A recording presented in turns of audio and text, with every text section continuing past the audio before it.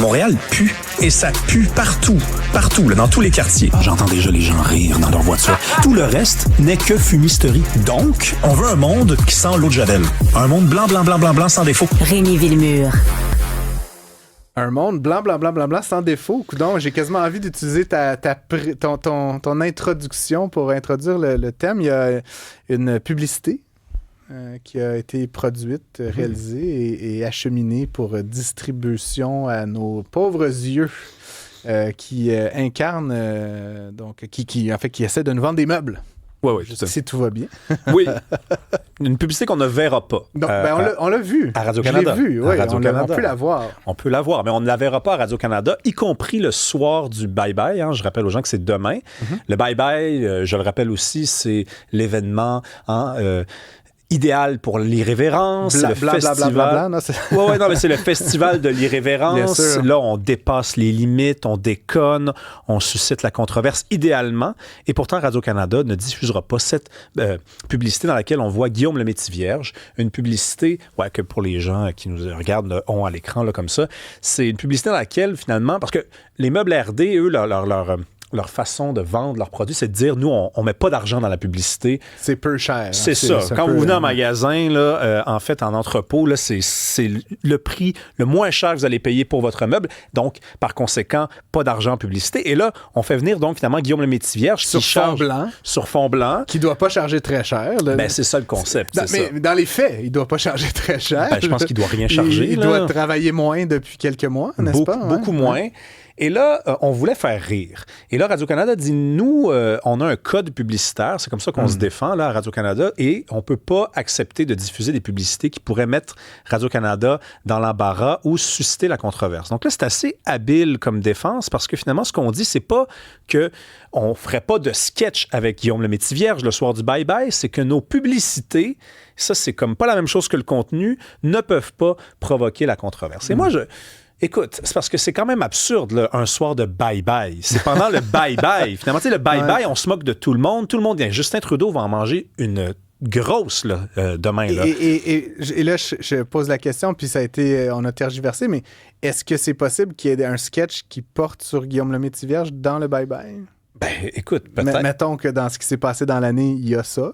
Ben, probablement qu'il y en aura un, et ce serait courageux qu'il y en ait un, parce que, écoute, on se rappelle quand même qu'est-ce qui lui est reproché, c'est qu'il était dans le bois, et il y avait un arbre dans sa forêt, et sur l'arbre, c'était écrit « Niga ». Donc là, il se mettait autour de l'arbre comme ça, puis il disait, boulot, il faisait un jeu de mots avec boulot. Et là, il a dit, non, je ne savais pas que sur cet arbre-là qui lui appartient, parce que c'est un arbre sur son terrain, là, il avait écrit ce mot-là. Donc, tu sais, il s'était mal défendu. Et si Radio-Canada va dans cette direction-là avec un sketch, on va se dire, au moins, ils osent toucher à ça. Mais moi, je pense que non, ils n'iront pas là. Les bye-bye sont de plus en plus plates. Moi, c'est un avis très personnel. OK, honnêtement, là, c'est de plus en plus plate. Je vais pas me lancer là-dedans, mais je suis quand même, moi, sur la dimension analytique, là, je comprends pas. Et bon, comme tu dis, c'est séparé. OK? Donc, parce que dans les faits, mettons qu'on dit que c'est séparé. D'un côté, tu as ce qui joue à la télé, puis de l'autre côté, tu as les publicités. Puis ce sont deux choses gérées par deux vice-présidents, puis deux logiques évidemment très différentes. L'une cherche à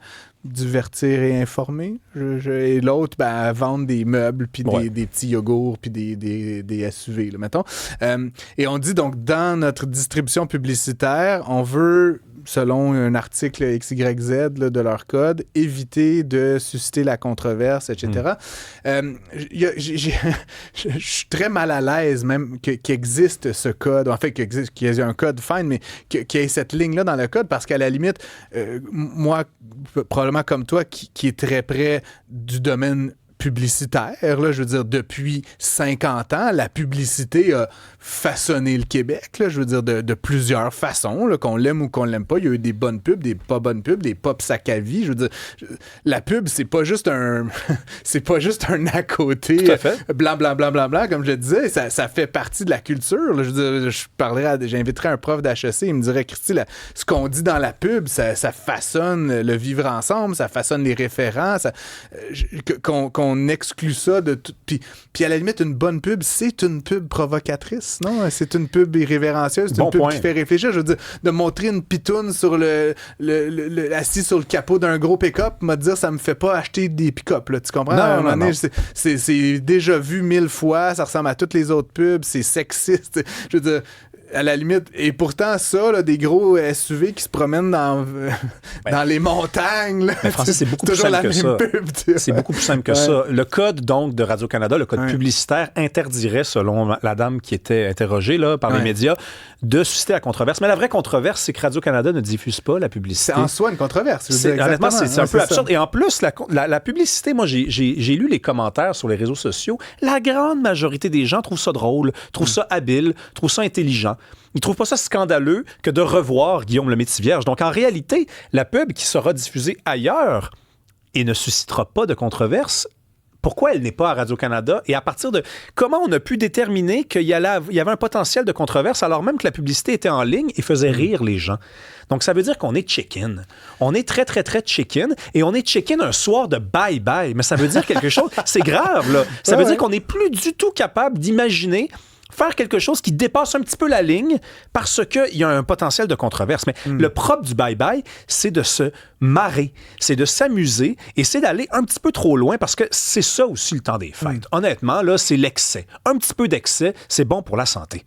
C'est un peu le Super Bowl du Québec, là, dans une certaine mesure. Je veux dire, à la limite, je vais parler pour notre chapelle. Je veux dire, on présente pas à TVA ou à LCN une contre-programmation très offensive. Tout le monde regarde le bye-bye. Je veux dire, on en parle. Il y a des articles dans le Journal de Montréal sur le bye-bye. C'est sacré. Je veux dire, ça donne à être chez Radio-Canada. Et donc, c'est assez particulier, ce choix-là. Et qui plus est, et c'est un peu la deuxième partie de la conversation que j'avais envie d'avoir avec toi, la publicité en soi n'est aucunement irrévérencieuse. Je veux dire, il dit pas, un mot, ou il dit pas tel groupe de personnes est comme ça, ou il dit pas jaillit tel genre. C'est un peu con là, comme publicité. Donc, en soi, le contenu, si je te dis pas qui sont les acteurs et que je t'envoie le script, il y a rien de fâchant là-dedans. La colère, l'irrévérence vient de la personne. Oui, c'est dans le sous-texte. Mais je trouve ça intéressant parce qu'ultimement, c'est l'étiquette qui est fâchante et non pas le propos, n'est-ce pas? Et là, je voulais un peu t'entendre, c'est que, évidemment, ça pose toute la question du retour à la vie publique de certains individus. Puis bon, on a eu de nombreux exemples au Québec ces dernières années, à différents registres, pour différentes raisons, mais Julien Lacroix, qu'on a reçu ici, que ça a fait évidemment beaucoup de remous. Marie-Pierre Morin, pour pas vraiment la même chose, là, finalement, un peu dans le MeToo-ish, là, mais tu sais, des gens qui commettent des actes quelconques. Et j'étais la semaine dernière avec Simon Jaudoin. Bon, on reviendra pas sur cette saga, évidemment, de balado et tout, mais Simon Jaudoin qui a été blâmé par l'Ombudsman de Radio-Canada et tout ça pour avoir cité le titre d'un livre qui portait toujours ce même mot. Et lui, pourtant, il existe encore dans la sphère publique. Il s'est fait blâmer, mais... et donc, je suis un peu... je sais pas comment dire... cette notion finalement, on met des gens à l'index et il y a aucune... Est-ce que, mettons, dans un autre bye-bye, est-ce que Guillaume Lemaitre-Vierge sera autorisé d'apparaître à Radio-Canada ou c'est un banc à vie? Mettons, y a-t-il une période, une durée là, dans laquelle tu es au banc des punitions? Oui. Ben là, il y a une période de pénitence. Fin 2025, RD refait la même pub avec Guillaume Lemaitre-Vierge. Est-ce que c'est encore offensant pour Radio-Canada, selon toi? Ben là, je peux pas répondre sérieusement à cette question-là. Non, mais c'est vrai que... C'est quoi le délai de rigueur, là? Parce que c'est des normes complètement factices, là. Je veux dire, on invente ça écoute, moi, sans tomber dans la victimisation, tu auras quand même remarqué que ça va toujours plus lentement pour les hommes que pour les femmes. Parce que je pense que l'exemple de Marie-Pierre Morin est très bon. Là, Marie-Pierre Morin, non seulement elle est revenue, mais je veux dire, elle s'illustre. Là. Je veux dire, là, les contrats lui pleuvent au-dessus de la tête. Et pourtant, je veux dire, ce qui lui était reproché, ben, à mon avis, c'est du même ordre que ce qui était reproché à un Julien Lacroix, qui a quand même bénéficié, je le rappelle, d'un travail de contre-enquête du journal La Presse, qui a fait témoigner les mêmes plaignantes et qui avait dit, finalement, on a pas mal inventé ce qu'on a dit ou on n'a pas vraiment raconté ça de la bonne manière. Donc moi, sans tomber là-dedans, là, je pense quand même, quand on essaie de comprendre ce mouvement-là, qu'il faut admettre que c'est plus facile pour les femmes de s'en sortir, pour les bonnes ou les mauvaises raisons. Regarde, moi, je pense que Guillaume Lemaitre-Vierge, il est certainement pas pas sorti du bois. Ça, c'est sûr et certain. Ça avait commencé bien avant cette controverse-là. Ça avait commencé avec le vaccin. Ouais. On le rappelle quand même que lui, il disait, j'attends un vaccin. Je dis Québécois. Ouais, voilà, je suis pas contre le vaccin, mais je veux choisir mon vaccin. Et là, il avait perdu des contrats. Guillaume Lemaitre-Vierge de la Tour. Dont Hyundai ou je ne sais pas. Je pense que c'est précisément ce contrat-là. Oui, c'est ça. Il ne pouvait plus aller sur les tournages, donc aller sur les plateaux de tournage et tourner les publicités de Hyundai.